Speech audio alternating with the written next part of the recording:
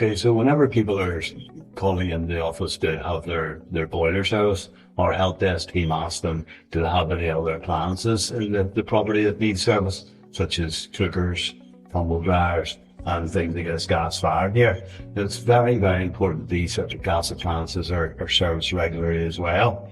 This one's actually not that old, and you can just see some soot deposits here building on the coals, and that is possibly down to the flame not being distributed across the coals correctly. So again, these have to be set in the correct way and manner as per the manufacturer's instructions.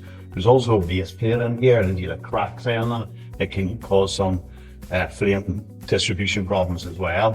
One of the most important things that the check as part of the service of that is a spillage test.